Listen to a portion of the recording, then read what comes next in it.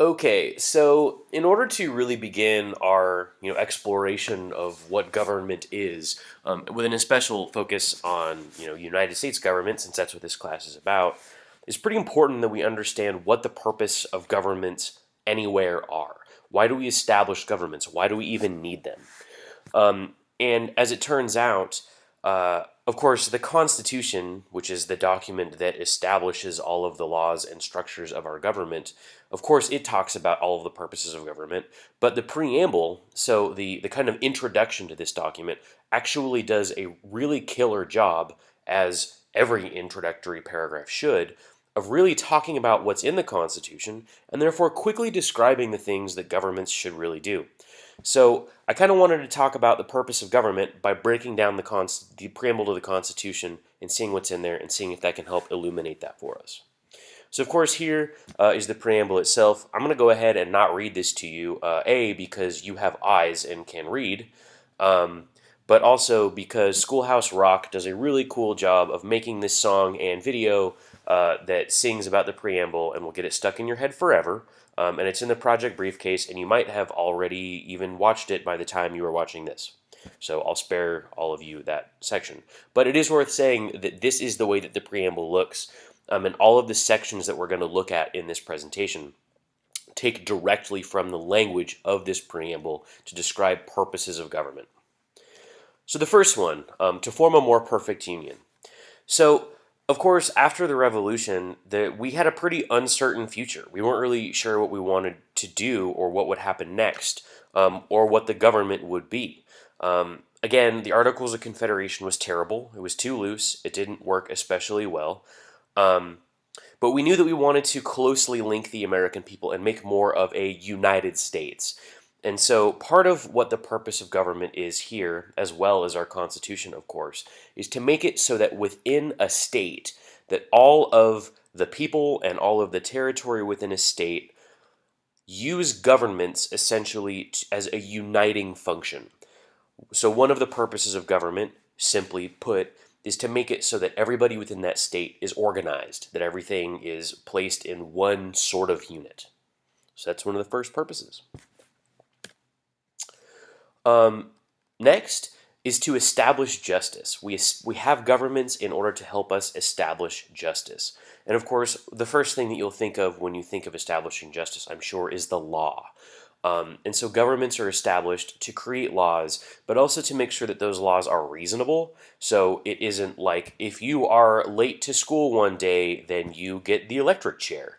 But also that laws are fair, so that in theory, everyone is supposed to be held accountable to these laws in exactly the same way, but also impartial. So it isn't that having a certain judge will determine whether or not you get good treatment or bad treatment, or that they will hold your own personality against you with the law. It's supposed to be impartial, regardless of who you are. You should be treated equally and fairly. And of course, this is sort of an ongoing struggle. There's all of the civil rights stuff. There's the Black Lives Matter movement. There's a lot of gender inequality stuff, I would argue. So this is sort of an ongoing struggle, of course, but it is one of the purposes of our government to help make sure that everyone can come to a common agreement to make sure that justice is indeed served. And there's a quote there from Thomas Jefferson that points to the fact that he believed that establishing justice was one of the most sacred duties of government. So next, one of the things that government is responsible for is ensuring domestic tranquility. And that just essentially means that a government is responsible for making sure that peace is kept at home. So some of these pictures, you can see that there are some things in here that help illustrate that. Of course, fire departments help keep peace at home. We have police that help keep the peace at home. We have the National Guard. We have FEMA, who helps to protect people or help restore folks' lives after awful floods or natural disasters. But of course, we want our government to be able to help us to avoid riots, so that if people are upset about something, that we have police there to help make sure that things don't become dangerous for everyone else. And of course, once again, those emergency services, so that the government will provide stuff to make sure that we are all safe and that everything at home stays reasonable, that we can, assume that we will be safe in our daily lives. But also, we want our government to provide for the common defense and what that sort of means. So, ensuring domestic tranquility, of course, was keeping things safe, at home. But providing for the common defense also implies that our government should work to help keep us safe from things from the outside.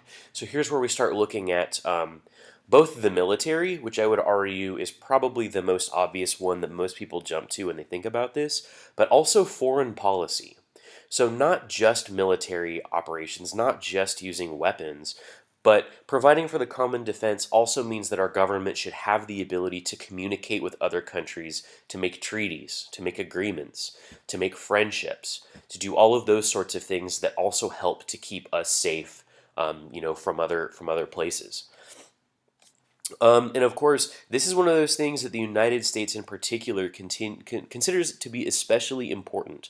Um, and the military and interacting with other countries is actually greater than 20% of the budget and has been for quite some time. So clearly that's a thing we value pretty highly. So the next, a government is established to promote the general welfare. And so not only do we want to make sure that folks are safe, and that peace is kept at home, but we also want to make sure that folks have a pretty, high standard of living and that people are able to be healthy and happy while within the country that the government is representing. And so for the U.S., of course, this is where public schools come in. The government wants to make sure that everyone at home has opportunities, to better themselves, and so they provide opportunities for folks to go to public schools. The government is also in charge of making sure that there's clean water and fresh air and safe food for people to eat. And also, of course, there's a certain amount of social safety nets. So when you hear the word welfare, of course, your mind probably immediately jumps to things like the temporary assistance for needy family stuff, formerly known as food stamps, unemployment, social security, those kinds of things.